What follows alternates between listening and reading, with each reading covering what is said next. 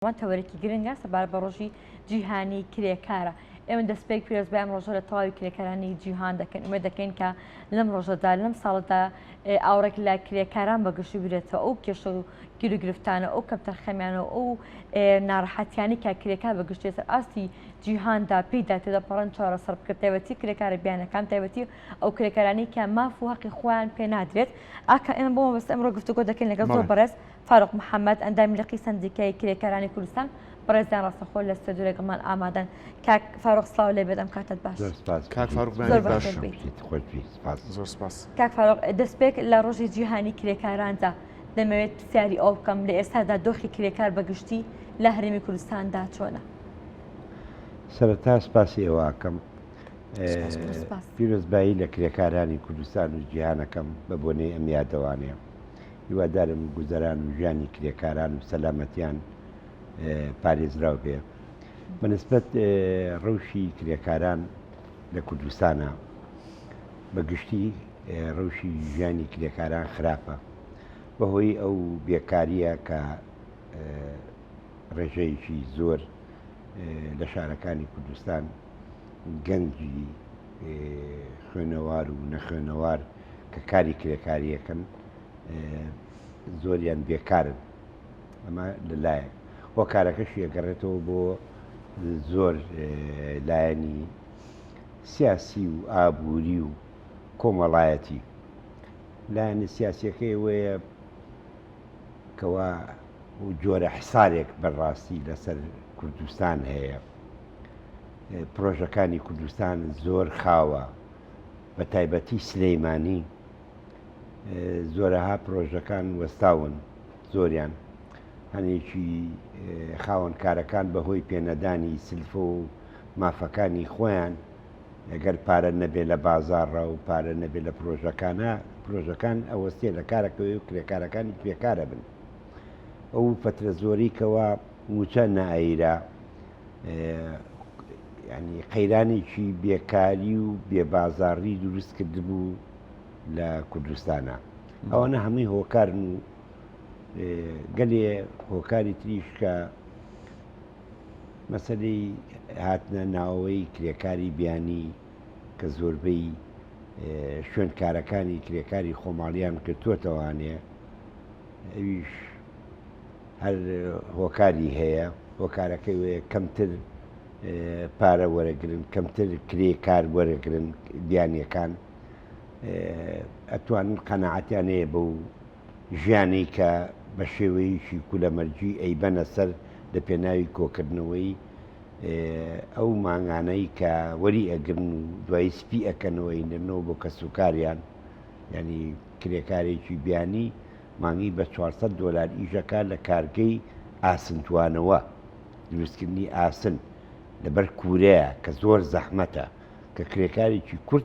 بەڕاستی ناتوانێت ئەو بکە، بەڵام ئەوە توانێت بیکات. بەڵێ کاک فاروق تا چەند ئەم گرفتە لەلایەن سندیکاوە چارەسەر کراوە بۆ نمونە خاوەن کار یاخود ناچار بکرێت یان ئەم گرفتە چۆن یەکلایی ئەکرێتەوە؟ ئایا کرێکاری خۆماڵی چۆن ئاور لە گوزەران و ژیانی بدرێتەوە؟ وڵا تەمان هەموو شتێک بێ بە یاسا بکرێت. سندیکا لایەنی تەنفیزی نییە، ینی یاسایی یاساکەی سندیکا تەنیا پشتگیری و داکۆچیکردنە داکۆچیکردن و پاڵپشتیکردنە لە کرێکاران. چەند وەزارەتێکەیە معنین بە کرێکاران بە تایبەتی وەزارەتی کار و کاروباری کۆمەڵایەتی، وەزارەتی بڵین کۆچ و کۆچبەران کە بۆینی بیانیەکان یعنی ئەتوانن ئەوانە چارەسەرەکان لای ئەوانە چۆن بەنسبە کرێکاری خۆماڵیێوانەیە پێویستە هەلی کار بڕەخسێ. هەلی کاریش بە شوەیەکە ڕەخسێکە سەرمایە گوزاری لە بازار و لە پرۆژەکانە بکرێت، نەک سپی بکرێتەوانێ بینێ بۆ دەرەوەی وڵات یا بە بۆ خاوی کە ئیبینین. ینی پرۆژە هەیە ساڵێکە 20 باڵەخان 20 نۆمی دروست کردووە ساڵێک بە ساڵێک. ینی ئەوە جۆرێکە لە خاوی پرۆژەکان بەنسبەت کۆچ و کۆچبەرانەوە پێویستە ڕێژەیەک یاخود سنوورێک دابنرێ بۆ هاتنی کرێکاری بیانی. ئێمە دژی کرێکاری بیانی نین. کرێکاری بیانیش کرێکارە وەکو کرێکاری خۆمان هی کورد. کاک فاروق بە یاسا ئەم پرسە یەک لای کراوەتەوە؟ نەخێر. بەڵێ وەکو یاسا ڕێژەیەکی دیاری کردووە یاویش یاسا نییە. تعلیماتە بڵین ئەوەیە کەوا لە سا 20 لە پرۆژەکانە کرێکاری بیانی ئیشکا بەس بەرە و بم بۆ سەر پرۆژە لە ساسە هەمووی بیان نییە یەک کوردی دیان نییە من خۆم چووم کاتە کار بە ڕێنمایەکان نەکراوە لە چەند پرۆژێکی دیاری کراوە یان کار بۆ ڕێنمایانە نەکراوە لە چەند پرۆژێکی دیاری کراودا بڵێ ئەویش پێویستی زانیکی بە دوواداچوون هەیە بەڕاستی حکوومەتی ئێمە کەمتەرخەمە لە مەسەلەی بە دوواداچوونە بۆ ژیانی نەکرێکاران بۆ زۆر لایەنی ژیانی خەڵک یەکێ لەوانە مەسەر کرێکاران کە چینێکی سەرەکی و ڕەسەنی ناو کۆمەڵگایە کە ڕێژەیەکی زۆر ینی ماڵ نییە چەند کەسێکی یا بێکار یا کەسێک کرێکاریان نەبێت لە کوردستانە پێویستە حکومەت ینی بە دوواداچوون بکات لیژانی بەرفراوانی هەبێت نی بەداخەوە ئەم حکوومەتی ئێمە کە لیژان دروست دەکا بۆ ملیۆنێک کەس دوو لیژنە دروست دەکا بۆ ملیۆنێک کەس سێ لیژنە دروست دەکا دوو شتانە تۆزێک ئێتمامی پێبیرێ و گەورەتر بکرێت. کاتە کاک فاروق کێشەی کرێکار چییە بە تایبەتی لە هەرێمی کوردستاندا ئایا سەلامەتی کارکردنیان هەیە ئەو ناڕەحەتیانی کە کرێکار تووشی دەبێت لە کاتی کارکردنیاندا چییە؟ سندیکای کرێکاران تا چەندێک بە خەمی کرێکارە تا چەندێک توانیوێتی کێشەی کرێکار چارەسەر بکات؟ ئێمە پشت بە یاسای کار ئەتوانی کێشەی کرێکاران چارەسەرکەین هەنێ جاریش ئیشتیها دەکەین کۆمەڵایەتیان لەگەڵ ئەو بەهۆی عیلاقات وانەوە هەنێ کێشەی پسکۆلایە چارەسەر یەکەین ئەمە بەنسبەت سندیکای کرێکاران بەنسبەت کرێکاران ئایا چیان بۆ بکەین بۆ سەلامەتیان یەکەم وشیاری زۆر گرنگە وشیاری بۆ کرێکار لە کارگەکانە لە پرۆژەکانە ببوورە مامۆستا قسەشی پێ ئەبڕم کرێکار هۆشداری هەیە سەبار بە مافەکانی خۆی کەوی چی بکە لە کاتی کارکردندا پێویستە حەق و مافی چۆن پێ بدرێت ئەو هۆشداری هەیە؟ نەوەڵا ئەو هۆشداریە بەو ڕێژەیە نییە بڵێم وڵا کرێکاری کورد ئەوە نە هۆشدارەوە نەواعیە داکۆچیەکە لە کارەکان لە ژیانی خۆی و لە مافەکانی خۆی بەو شێوەیە نییە ئەوە پێویستە بەڕاستی لە هەموو لایەکە و بە ئێمەشە و بە لایەنە پەیوەندیدارەکانەوە بە ڕەوشی ژیانی کرێکار بە بەردەوامی لە ڕێی ڕاگەیاندنەوە میدیاوانێ ڕۆژانە هەفتانە لەسەر ڕەوشی ژیانی کرێکار بە تایبەتی سەلامەتی کرێکار و ڕێنمایی بۆ هۆشداریکردنەوەی کرێکاران لە ماف و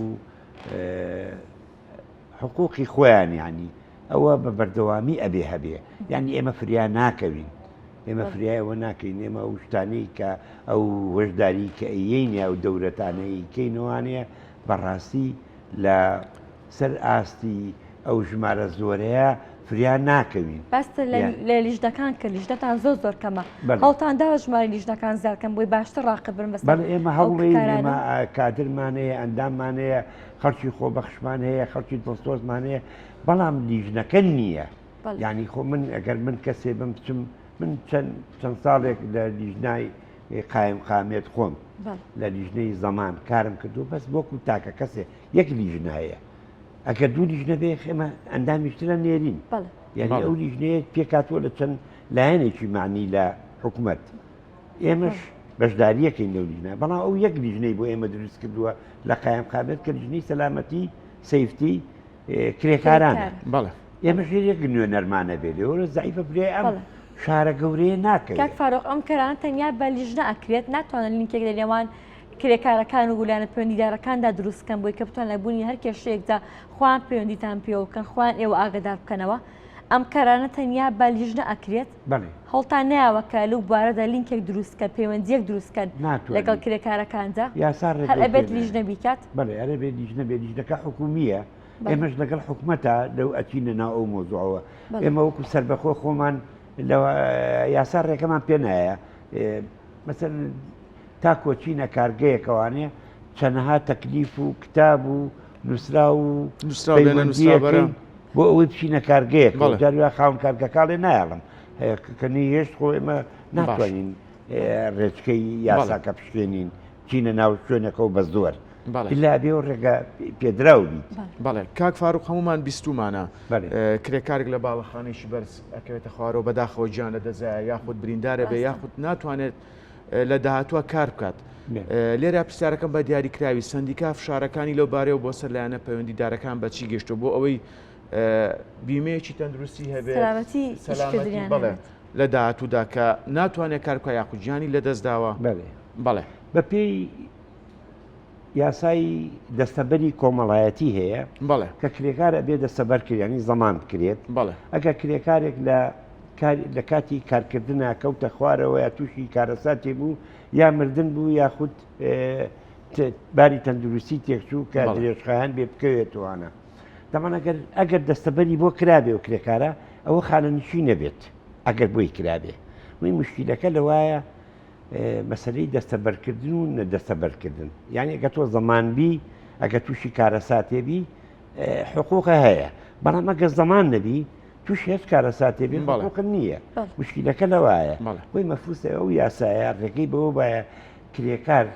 ئەگەر زمانیش نەبێ کرێکەمادام دەست پرۆژەیەکایە کەواتە پێویستە هەموار کرێتەوە کاک فاروق بەڵێ تەمان بەڵێ نەوەڵا هەموو یاساکانی ئێمە بە دەستەبەرەوە بە یاسای کارەوە پێویستی بە هەموارکردنەوە بەداخەوە پەرلەمانەکەمان پەچی کەوتو وەستاوە و تەجوید بووە ناتوانێت ئیشکا پێویستمان بەوەیە ئینشەڵا لە عەبدوجاردنی ئایندا پەرلەمان کارا بێتەوانی و بتوانێت ئەم کێشانە چارەسەر بکرێت هەمواری ئەو یاسا بە هیوانی بە بەرژەوەنی کرێکاران بێ بە شێوەیەکی گشتی زۆر سپاس بۆ زۆر بەڕێز فاروق محەممەد ئەندامیلقی سندیکای کرێکارانی سلێمانی سپاس بۆ تۆ سپاس بۆ ئامادەبوون سپاس کاک فاروق سەرکەوتوو بن فاروق ئەرکێشە